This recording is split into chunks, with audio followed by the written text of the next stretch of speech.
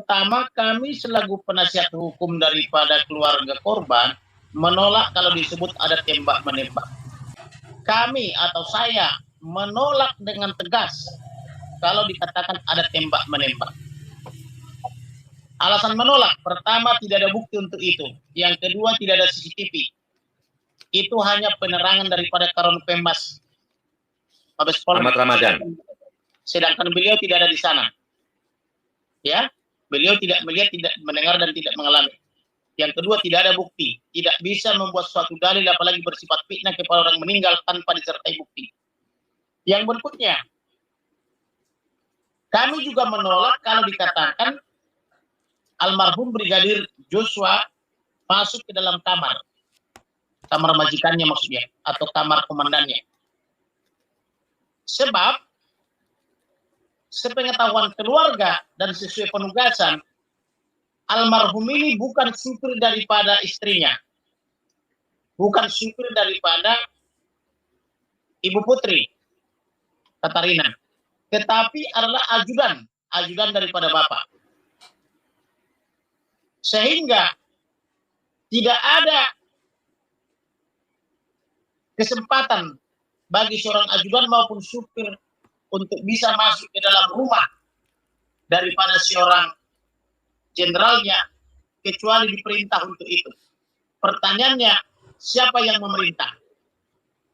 Karena tempat ajudan dan para supir itu hanyalah di seputar pos, kemudian ke dapur kalau mau perlu minum dan sebagainya. Tetapi ke ruang tamunya perwira, komandannya atau jenderalnya atau panglimanya atau siapapun namanya itu tidak ada.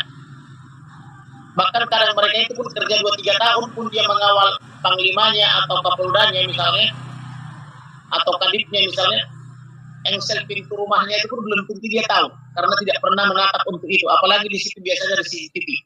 Tetapi karena ada penghilangan CCTV, dalam hal ini rekordernya, sehingga menjadi tidak ada bukti, dan tiba-tiba disambar petir buatan, maka kami menolak. Jadi kami peringatkan juga kepada para wartawan, kepada media, kalau ada yang mencoba-coba menyebut-nyebut baku tembak, itu akan kami perhitungkan, akan kami tuntut ke pengadilan.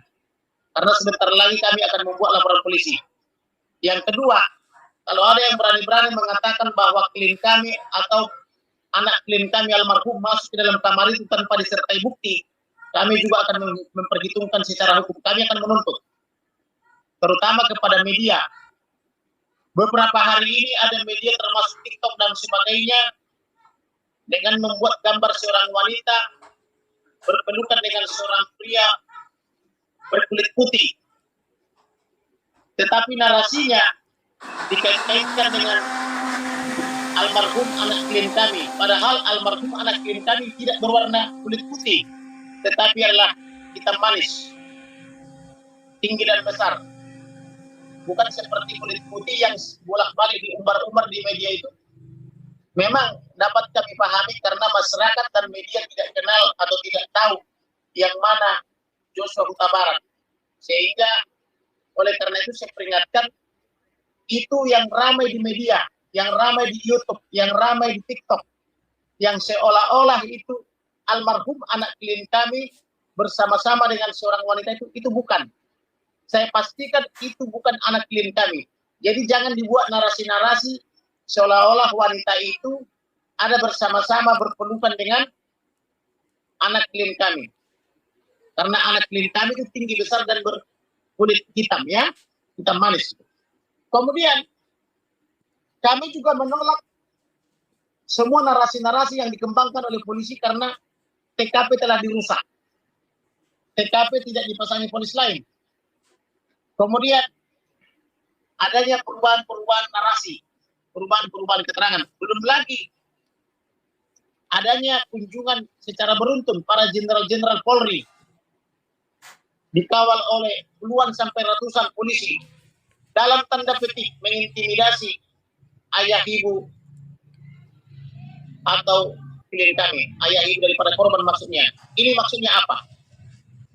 Apakah klien kami, ayah ibu almarhum juga merupakan tersangka, terdakwa sehingga diperlakukan seperti itu, dirampas hak-haknya? Tentu saja bukan. Oleh karena itu, kami minta kepada Kapolri supaya polisi-polisi yang diterjunkan tiap hari mengepung rumah klien kami supaya ditarik. Karena pemahaman saya, karena saya juga keluarga polisi. Biasanya kalau sudah diterimakan jenazah, sudah diserah terimakan, maka begitu dikubur polisi sudah ditarik dari sana. Ini ada apa? Tiap hari di sana berkumpul polisi begitu banyak. Ini mohon menjadi atensi. Dan ada apa jenderal ke sana berlomba-lomba datang, termasuk Karopaminal Propam Polri, termasuk para kombes. Kemudian kami juga keberatan apabila usia almarhum dikatakan 21 karena surat yang dikeluarkan oleh Propam Polri dalam hal ini surat tentang berita acara kematian itu ditulis di sana itu termasuk dari surat rumah sakit Polri menyatakan usianya 21. Tidak mungkin usia almarhum 21 karena adiknya juga sudah anggota Polri. Kemudian kami menginginkan supaya pejabat-pejabat Polri hati-hati dalam mengeluarkan rilis. Amin. Kalau bisa dilakukan penyidikan yang benar, kami mohon supaya tidak membuat pendapat-pendapat, tetapi sajikanlah fakta-fakta. Kalau fakta-fakta itu tidak bisa berubah, tetapi kalau pendapat sewaktu-waktu bisa berubah. Itulah kira-kira yang bisa kami berikan penjelasan sementara. Semoga Presiden Republik Indonesia memperhatikan peristiwa ini dan membentuk tim independen yang tidak hanya melibatkan petinggi Polri, tetapi juga melibatkan akademisi, praktisi, termasuk lembaga-lembaga seperti Kontras dan sebagainya. Bila perlu, orang tua almarhum atau klien kami dilindungi. Oleh karena itu, saya meminta kepada negara, dalam hal ini kepada Presiden, supaya menurunkan misalnya pasukan angkatan darat atau marinir untuk melindungi klien kami supaya terbebas daripada intervensi. Kira-kira begitulah yang bisa sampaikan, termasuk juga kepada ormas-ormas seperti Ormas Bangsa Batak, Ormas PBB, kemudian Ormas FBI. Inilah kesempatan bagi saudara-saudara kalau mau berprestasi untuk melindungi klien kita ini atau klien kami supaya dia terbebas dari intimidasi. Terima kasih Bapak. Oke, selamat datang di channel Albi Update TV. Ya, kita dengar tadi barusan ya ketegasan yang disampaikan oleh Pak Kamarudin Simanjuntak. Dengan tegas ia berkata bahwa tidak ada tembak menembak.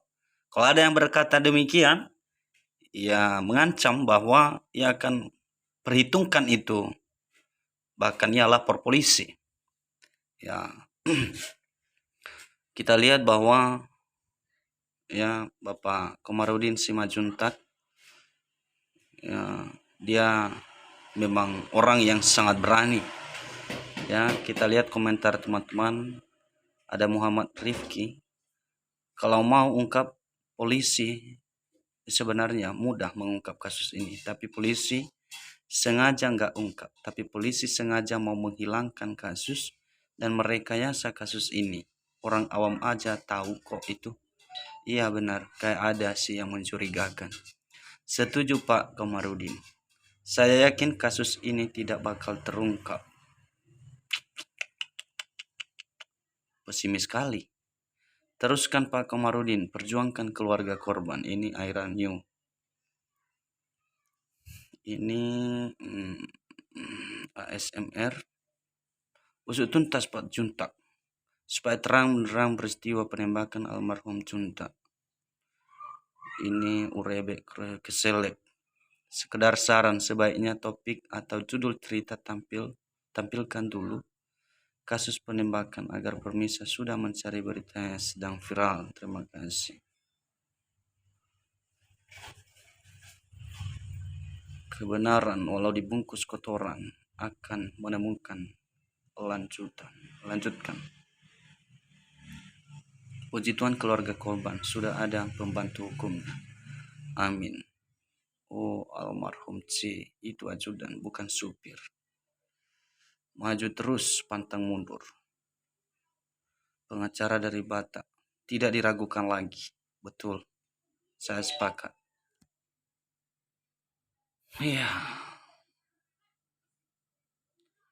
Oke, sampai di sini dulu teman-teman. Sampai jumpa kembali di acara selanjutnya.